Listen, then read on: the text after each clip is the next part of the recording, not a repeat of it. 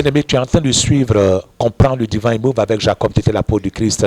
Et aujourd'hui, celui que nous sommes en train de recevoir, c'est notre frère Kwame Kwadio Célestin et il est accompagné par son frère Kwasi Edmond. Il y a des choses très fortes qui seront dites ce matin dans le but de pouvoir accrocher la foi de plus d'une personne. Il s'agit de quoi? Il s'agit de notre frère qui a souffert d'une maladie que nous appelons couramment la variole de singe. C'est une maladie rare, mais quand même notre frère en a subi vraiment les courroux de cette maladie. Et aujourd'hui, il est là dans le but de nous permettre de vivre l'œuvre de notre Seigneur, la puissance de Dieu, la main de notre Seigneur Jésus-Christ. Jacob, qui était l'apôtre du Christ, est le moyen par lequel Dieu est passé pour redonner vie à ce frère qui était complètement mort, qui était complètement parti. Donc, je voudrais qu'on suive un peu quelques images.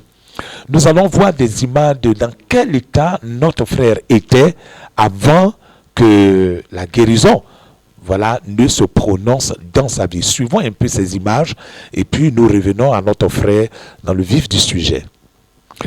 Donc, voici ces images que nous voyons.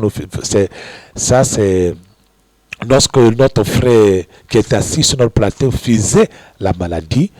Je sais que présentement tu es en train d'acclamer Dieu parce que tu as vu, il a été présenté tout de suite sur le plateau et voici comment il était défiguré par le mal avec des boutons qui vraiment avaient pris possession de tout son corps. Hein. On pouvait voir les boutons un peu partout. Oui, frère Célestin, nous voyons des images qui passent à l'écran. Parle-nous de ces images. C'était lorsque on était dans le champ, quelque part à Dabou. Voilà, donc c'est là-bas que j'ai travaillé, j'étais enseignant. Voilà. J'ai eu un problème avec mon patron. Donc pour moi, quelques temps après, maintenant, c'est là les boutons ont commencé à se manifester. On s'est promené partout dans les hôpitaux et vraiment c'était compliqué. Voilà, donc pour moi, c'est le monsieur, comme il y a affaire d'argent, c'est lui qui m'a lancé sort. Voilà, parce que avec une maladie comme ça, si c'est pas, autrefois on disait que si c'est pas par sorcellerie ou bien quelqu'un qui t'a lancé sort, tu peux pas avoir ces gens de maladie. Une telle maladie. Voilà. Donc lorsque, bien avant, tu avais eu des discussions avec ton patron. Oui. Et c'est suite à ça que la maladie s'est déclenchée. Oui, donc oui. tout de suite, tu as fait le rapport avec la discussion que tu as eu avec ton patron. Bien sûr. Que c'est de lui qui est venu parce qu'il ne veut pas te donner ton argent. Voilà. Donc il t'a lancé un mauvais sort pour pouvoir en découdre avec toi. Voilà. C'est ce que tu t'es dit. C'est ce que je me suis dit. Vous voyez sur la photo même là, je me lavais avec certaines feuilles là. C'est un monsieur, bon, c'est un charlatan, on est parti le voir. Et il a dit le nom de la maladie qu'on appelle ça fétiche, mauvais fétiche. Chez nous en Baoulé, on appelle ça amoueté. Que vraiment, c'est parce que moi-même, je suis vite arrivé dans son coin que je suis encore en vie. Alors ça que c'était grave. Voilà, donc dans tout le campement, puisque la confrontation avec mon patron, tout le monde avait vu comment ça s'est passé. À un premier mois, il a pris mon salaire, il ne m'a pas donné. Deuxième mois, donc c'est troisième mois maintenant. C'est là maintenant que, en tout cas, je suis parti me mettre bien quelque part là-bas, dans l'alcool. Voilà, et puis maintenant, je suis venu face à face avec lui. Je l'ai insulté. En tout cas, je l'ai insulté. Je demande pardon à Dieu aujourd'hui, jusqu'à même mettre mon front sur son front. Donc, quand la maladie m'a commencé au niveau de ma tête, tout de suite, on a dit que comme tu as touché le monsieur avec ton front, lui, c'est pourquoi il t'a lancé le sort au niveau de ta tête. Donc, lui, il va m'aider pour qu'on puisse trouver une solution. Mais le charlatan, voilà. Il t'a dit. Dans une semaine, quelque temps, rien ne bougeait. Avant, c'était les petits boutons. Quand je me lave avec les médicaments qu'il m'a donnés, c'est là maintenant que ça me brise et puis ça commence à s'enfler et puis devenir beaucoup. Voilà. Frère Edmond, en quel moment tu as été contacté, tu as été informé en fait concernant la maladie dont souffrait ton grand frère? Bon, je pensais que c'était, on dirait 2 mois après, et il m'a appelé pour dire vraiment, je suis atteint par une maladie, vraiment c'est un sort, je suis mort, les gens m'ont tué. J'ai dit, mais il y a eu quoi?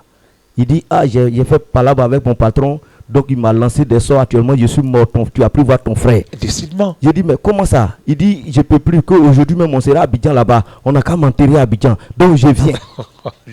Vraiment, moi-même, j'étais paniqué. Il vient à Abidjan pour que l'enterrement se fasse à Abidjan. Voilà, Abidjan. Parce que l'affaire est réellement sérieuse. Et quand ça faisait déjà 2 mois. Oui. Donc 2 mois de souffrance. Il a essayé de régler à son niveau comme il pouvait. Mais au fur et à mesure, ça aggravait. Quand je l'ai vu, moi-même, j'étais paniqué. Et on a appelé au village. Toute la famille, tout le monde était sur moi de l'envoyer au village parce que ça là, il n'y a plus de médicaments pour lui. Ça, c'était la mort. Donc, de l'envoyer au village, on va aller l'enterrer au village. Donc, il faut l'envoyer au village pour qu'il soit enterré au village parce qu'il n'y a pas de solution. Ce n'est pas la peine de le faire venir. Il va mourir, il faut faire le transfert de corps. C'était tout ce calcul-là que les parents faisaient déjà. Donc, c'était ça. Donc, quand j'ai vu la sœur Marceline, on dit, bon, voici la solution que... Bon, lui-même disait qu'on n'a qu'à aller voir un marabout encore. Quand il arrivait à Abidjan? Oui.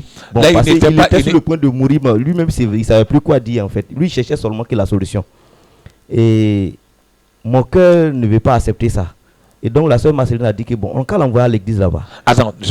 C'est-à-dire, quand il est arrivé à Abidjan, avec toutes ces souffrances, après avoir consulté les marabouts, en fait, les charlatans du village, les charlatans du village n'ont pas trouvé gain de cause. Maintenant, c'est marabouts d'Abidjan qui peut l'aider. Peut-être l'aider. Mais Abidjan, quand ça chauffe, là, ils vont au village. C'est ça. Lui, c'est Abidjan, il vient chercher la solution auprès des marabouts d'Abidjan. Et dis-nous un peu, qu'est-ce qui faisait que tu insistais vraiment à voir soit un marabout, un charlatan? Pourquoi? Parce que, dis-nous un peu. Bon, dans un premier temps, c'était pour avoir ma guérison. Et les parents ont toujours dit, quand ces genre de choses t'arrivent, la personne qui t'a fait là, c'est au moins un marabout bien féticheur qui peut au moins faire pour que tu guéris. Et puis lui, il va prendre le mal que toi tu as. Donc c'est pour faire ce qu'on appelle complètement un rituel envoyé. Voilà, donc c'est pourquoi j'avais toujours l'idée de partir chez les charlatans, au moins un marabout. Là, il va enlever ça sur moi et puis lui, on va lui donner, quand c'est comme ça, il va aussi subir aussi les mêmes choses. Bon, dis-nous, frère Edmond, bon, lui, il insiste à avoir un marabout. Maintenant, vous, qu'est-ce que vous lui proposez comme solution? Dites-nous, qu'est-ce qui se passe par rapport à la solution qu'on a trouvée, c'est de l'envoyer à l'église ici, parce qu'on sait que la main de Dieu est ici, et Dieu est passé par notre papa Jacob Tété pour guérir beaucoup de cas qui sont plus compliqués que pour lui. Donc, nous, on croyait que si on partait à l'église, on allait avoir la solution là-bas.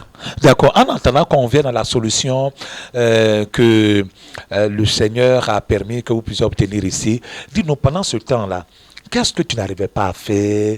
Dis-nous un peu les handicaps que cette maladie réellement créait dans ta vie. Pendant les 2 mois, parce que tu as passé quand même 2 mois au village avant de venir à Abidjan. Dis-nous un peu quelle était la douleur, la souffrance, tes incapacités par rapport à la maladie. Ok, d'abord, dans un premier temps, mes oreilles n'entendaient pas. Donc tu avais du pus dans les oreilles? Ça coulait, donc je n'entendais pas. Ok. Je ne peux pas parler correctement parce que mes lèvres aussi étaient enflées. Oui, on voit à l'écran. On voit. Aussi, je ne pouvais pas voir. Donc, la tête même enflée et puis le cou. Donc tu n'arrivais pas à voir parce qu'on voit un œil fermé, tout ça. Maintenant, je ne mangeais pas pratiquement dans les 2 mois qu'il était en train de dire, je ne mangeais pas parce que rien que je mets dans ma bouche qui est sucré ou bien tout. Tu n'avais pas vraiment le goût de la nourriture que tu mangeais, donc tout était fade. Voilà. Donc quand on m'envoyait des médicaments, là tu étais mort. J'ai fait, parce que c'est pour aller me laver. Donc quand je me lave un peu, je constate que j'ai eu un peu de force. Mais 5 minutes après, je sens qu'il y a quelque chose qui essaie de marcher dans ma tête. Et là, ça chauffe très fort et puis je commence à crier. Ah, tu sentais quelque chose monter au niveau de la tête? Monter au niveau de la tête? Il sent ça. Et tu ressens, ça devient une forte chaleur. Voilà, puis j'ai la migraine, je ne peux plus marcher, il faut que je me couche. Et puis sur le ventre, et ma femme commence à mettre de l'eau sur moi. Elle met l'eau jusqu'à dans quelques temps, souvent, ça passe. Et c'était comme ça que je vivais. Qu'est-ce que tu t'es dit quand tu as vu ton frère? Vraiment, j'étais dépassé et moi-même, j'étais mélangé sur moi-même. Et bon, l'enseignement que nous, on avait, c'était les mêmes choses. Hein. Quand je l'ai vu, il dit, voici, on m'a tué, oh, tu me vois, non? Donc moi aussi, j'ai dit la même chose. Je lui ai dit, oh, ils t'ont tué vraiment. Ils t'ont tué vraiment. Donc ça, c'est un mauvais sort. Wow. Ils ont tué mon frère. Donc on était vraiment mélangés. On ne savait plus quoi faire. Ça, c'est les sorciers. Comme il ne veut pas son bien, il est venu se chercher. Le petit se débrouille bien, donc ils sont en train de le tuer. Voilà. D'accord. Donc tout de suite, tu vois ton frère, tu crois que c'est les sorciers qui sont en train de le tuer. La pensée qui te vient, c'était qu'est-ce qu'il fallait faire? Honnêtement dit, je voulais qu'on prie pour lui. Voilà, on prie pour lui pour que son âme repose en paix, pas pour avoir la vie. Voilà, ça c'était ma pensée. Ah, Ça, frère, c'était frère ça. Célestin, Oui. voici la prière que ton frère aussi était en train de faire. Est-ce que toi, tu espérais réellement guérir de ce mal-là? Non. Franchement dit, je me voyais déjà de l'autre côté. Parce que même un jour, une nuit où j'ai dit à madame, mes enfants ne vont pas me connaître parce que moi, je suis issu d'une famille pauvre, je n'ai pas connu mon papa. Et puis aussi, mes enfants aussi ne vont pas me connaître. Et ensemble, nous tous, on a commencé à pleurer. Au fait, je me voyais que je suis déjà parti. Parce que une maladie, quand on essaie de guérir, on est parti un peu partout. À l'hôpital, quand on arrive, on dit ce qui est sur moi, c'est varicelle. Ok. Et ça va finir. Mais au fur et à mesure, c'est là maintenant, ça s'aggrave. Et maintenant, je n'arrive même plus même à fermer mes yeux. Je ne dormais plus. Je sentais la douleur très fort. Donc j'étais dépassé. Je lui ai dit non, vraiment, je suis resté seul dans ta main. Et aujourd'hui, je parlais des paroles de quelqu'un qui est déjà parti, au fait. Voilà. Donc c'est là maintenant, elle aussi, elle a commencé à pleurer. Et les enfants étaient là. Je les regarde, je commence à pleurer. Je leur dis que non, vraiment, vous n'allez pas me connaître. Et je n'ai pas connu mon père, vous aussi. Vous n'allez pas aussi me connaître. Parce que c'est la même chose. Ils ont eu mon père et moi aussi, étant jeune, ils m'ont eu aussi. Donc tu as tout de suite tiré cette conclusion. Voilà. Les gens ont eu ton père. Qui sont ceux qui ont eu ton père? Bon, c'est la même chose. Les sorciers ont eu ton Les père. sorciers, voilà. Ceux qui ne veulent pas son bien, c'est comme ça. Ils l'ont eu, ils l'ont tué. Moi, je ne l'ai pas connu. Donc vous aussi, en tout cas, le même mal a fait jusqu'aujourd'hui. Les gens aussi m'ont eu aussi.